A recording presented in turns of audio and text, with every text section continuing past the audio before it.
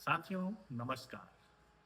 आज का जो उत्साह वाक्य है वो भी हमारी संस्कृत की सुभाष शतानियों से लिया गया है। और इस सूक्ति में एक बहुत अच्छी घटना का जिक्र किया गया है। और वो घटना सिर्फ एक घटना नहीं है, वो एक मैसेज है इस पूरे मानव जाति को।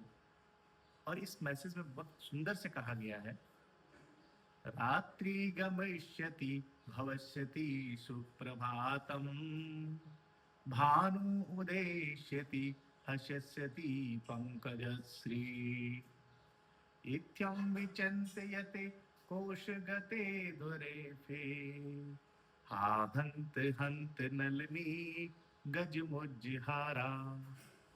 अर्थात एक घोड़ा जो है, जो प्रातः से लेके और रात्रि तक उसको पता ही नहीं चल रहा है कि वो कुमुदनी यानी कि जो कमल का पुष्प है उसके ऊपर मंडरा रहा है, उसके मुंह में मंडरा रहा है। और उसको पता ही नहीं है कि रात्रि में जो कमल है उसकी जो पंखुड़ियां हैं वो बंद हो जाएंगी। अब वो पंखुड़ियां बंद हो गई हैं और भौरा जो है वो उसके अंदर बंद हो चुका है। अब वो कल्पना कर रहा है। साथियों, यही कल्पना एक मानव की भी है जो हम हर पल करते रहते हैं कि ये हो जाएगा, वो हो जाएगा। तो देखिए कितने सुंदर तरीके से हमारी संस्कृत की सुभाष शतानियां उसे यहाँ पे व्याख्यात करती हैं।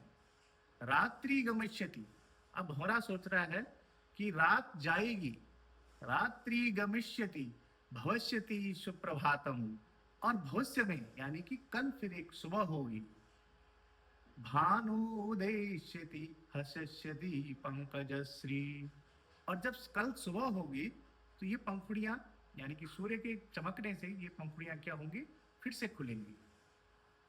इत्यं विचिन्तयति कोशगते दुरेफे, हा हन्त हन्त नलिनी गजमुज्जहारा।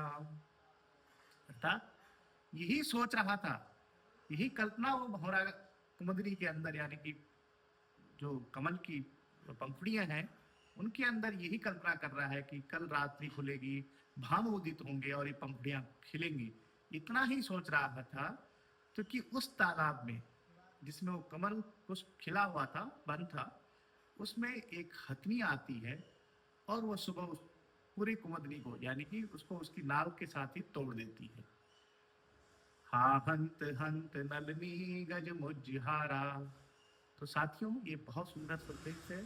आप वर्तमान में रहें, अच्छा सोचें, अच्छा विचार करें और हमेशा समाज में परोपकार का कार्य करें। हार्दिक धन्यवाद।